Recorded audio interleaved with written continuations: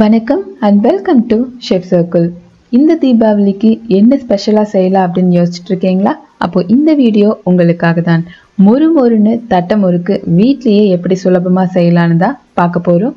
நான் சொல்ல போகிற குட்டி குட்டி டிப்ஸ் எல்லாம் ஃபாலோ பண்ணிங்கன்னா நீங்களும் ரொம்ப ஈஸியாக இந்த தட்டை முறுக்கை செஞ்சிடலாம். தட்டை முறுக்கு செய்கிறதுக்கு ஃபஸ்ட்டு ஒரு பவுலில் 1 டேபிள் ஸ்பூன் பாசிப்பருப்பு, 1 டேபிள் ஸ்பூன் ஜவ்வரிசி, இந்த ரெண்டையும் சேர்த்துட்டு கொஞ்சமாக தண்ணி சேர்த்து இதை நல்லா வாஷ் பண்ணி எடுத்துக்கோங்க. வாஷ் பண்ணதுக்கப்புறம் மறுபடியும் கொஞ்சம் தண்ணி சேர்த்து இதை 1 மணி நேரத்துக்கு நல்லா ஊற வச்சுக்கலாம். குறைஞ்சபட்சம் 1 மணி நேரம் ஊறி இருக்கணும். இந்த மாதிரி நல்லா ஊறி வந்ததும் தண்ணியை வடிகட்டிட்டு எடுத்து வச்சுக்கோங்க.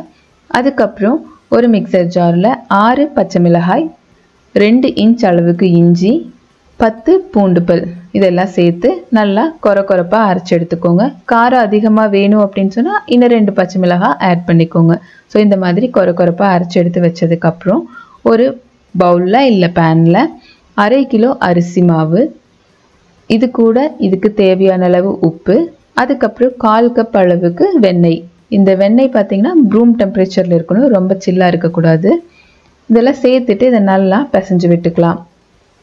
இந்த வெண்ணெய், உப்பு, மாவு இந்த 3மே நல்லா மிக்ஸ் ஆகிருக்கணும். நீங்கள் கையில் எடுத்து இப்படி நாமுனீங்க அப்படின்னு சொன்னால் உங்களுக்கு பிடிச்ச மாதிரி இருக்கணும். ஸோ இந்த கன்சிஸ்டன்சி வரைக்கும் நம்ம நல்லா மிக்ஸ் பண்ணி விட்டுட்டு அதுக்கப்புறம் இதில் 1 டீஸ்பூன் அளவுக்கு சீரகம் சேர்த்துக்கலாம். இது கூட நம்ம ஊற வச்சு எடுத்து வச்சுருக்க பாசிப்பருப்பு, ஜவ்வரிசியை சேர்த்துக்கோங்க. அதுக்கப்புறம் அரைச்சி வச்சுருக்க பச்சை மிளகாய், இஞ்சி, பூண்டு விழுது சேர்த்துக்கலாம். சேர்த்துட்டு இதில் பொடியாக நறுக்குன கறிவேப்பிலை 2 டேபிள் ஸ்பூன் அளவுக்கு சேர்த்துக்கலாம். இது ஒரு நல்ல டேஸ்ட் கொடுக்கும் இந்த தட்டை முறுக்குக்கு. சேர்த்துட்டு இது எல்லாத்தையும் நல்லா மிக்ஸ் பண்ணி விட்டுக்கோங்க. நல்லா மிக்ஸ் பண்ணதுக்கப்புறம் இதில் கொஞ்சமாக சூடான தண்ணி சேர்த்து பிசைய ஆரம்பிக்கலாம். நம்ம மாவு பிசையும் போது இமீடியட்டாக நிறையா தண்ணி ஊற்றிடாமல் கொஞ்சமாக சேர்த்து பிசைஞ்சோம்னா அந்த பதம் கரெக்டாக இருக்கும். இங்கே சூடான தண்ணி சேர்த்துறங்காட்டிக்கு மாவு நல்லா சாஃப்டாக இருக்கும்.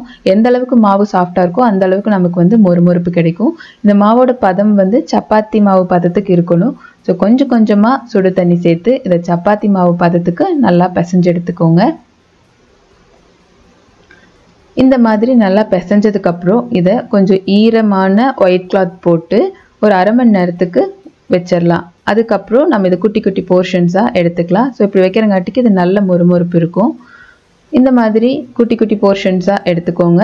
நான் இங்கே கொஞ்சம் அதிகமான குவான்டிட்டி செய்கிறங்காட்டிக்கு இந்த மெத்தட் யூஸ் பண்ணுறேன். அப்படி இல்லாட்டி நீங்கள் ஒரு அளவான ஸ்பூன் வச்சுக்கோங்க. அதில் எடுத்து ஈவனாக ஒரே மாதிரி பால் மாதிரி உருட்டி பண்ணிக்கோங்க.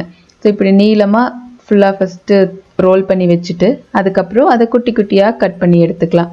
இந்த கட் பண்ணதை நீங்கள் மறுபடியும் பாலாக உருட்டியும் பண்ணலாம். அப்படி இல்லாமல் இதை அப்படியே திருப்பி வச்சு தட்டியும் நீங்கள் தட்டை முறுக்கு செய்யலாம். ஸோ இந்த மாதிரி ஃபஸ்ட்டு கட் பண்ணினதுக்கப்புறம் கொஞ்சம் எண்ணெய் சேர்த்து நல்லா ரோல் பண்ணி வச்சுக்கலாம். ரோல் பண்ணி வச்சுட்டு இதை தட்டுறதுக்கு இங்கே ஒரு சின்ன டிப் சொல்கிறேன். இதை ஃபாலோ பண்ணி பாருங்கள், நல்லாயிருக்கும். இந்த மாதிரி ரவுண்டாக இருக்கிற சம்படம் அப்படி இல்லாட்டி வேறு ஏதாவது பவுல் இருந்துச்சுன்னா அதை நல்லா இந்த மாதிரி கவர் போட்டு ரேப் பண்ணிடுங்க. ரேப் பண்ணிவிட்டு அதோட பேக் சைடு கொஞ்சமாக ஆயில் அப்ளை பண்ணிக்கோங்க. அப்போ இந்த தட்டை மாவு நம்ம இந்த சம்படமோ இல்லை பவுல்லையோ ஒட்டாமல் வரும்.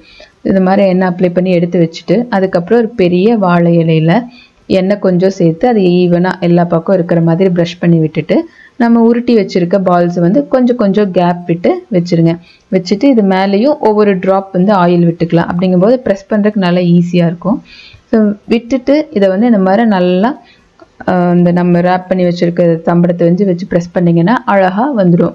ஸோ இந்த தட்டை முறுக்கோட இது எப்படி இருக்கணும்னா ரொம்ப திக்காக இருக்கக்கூடாது, தின்னாக இருந்தால் தான் நல்ல மொறுமொறுப்பு இருக்கும்.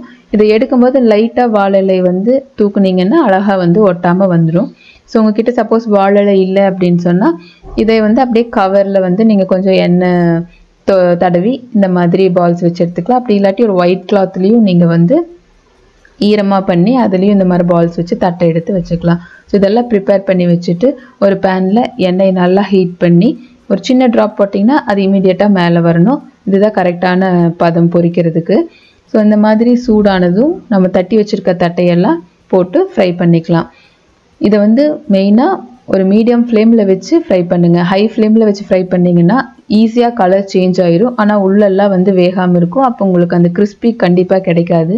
அதனால் மீடியம் ஃப்ளேமில் வச்சு இந்த பபிள்ஸ் எல்லாம் வந்து கம்மியாகிற வரைக்கும் குக் பண்ணுங்க. அதே சமயம் இந்த தட்டையோட கலரும் வந்து சேஞ்ச் ஆயிருக்கணும். ஸோ இந்த மாதிரி கலர் சேஞ்ச் ஆகி வந்து பபிள்ஸ் எல்லாம் கம்மியானதுக்கப்புறம் நீங்கள் இதை வெளியே எடுத்துடலாம். இதே மாதிரி நம்ம ரிமைனிங் தட்டி வச்சுருக்க எல்லா தட்டை முறுக்கும் போட்டு எடுத்துக்கோங்க. நம்ம இதில் சேர்த்துருக்கிற பாசிப்பருப்பு ஜவ்வரிசி இந்த ரெண்டுமே இந்த தட்டை முறுக்குக்கு ஒரு சூப்பரான டேஸ்ட்டு கொடுக்கும்.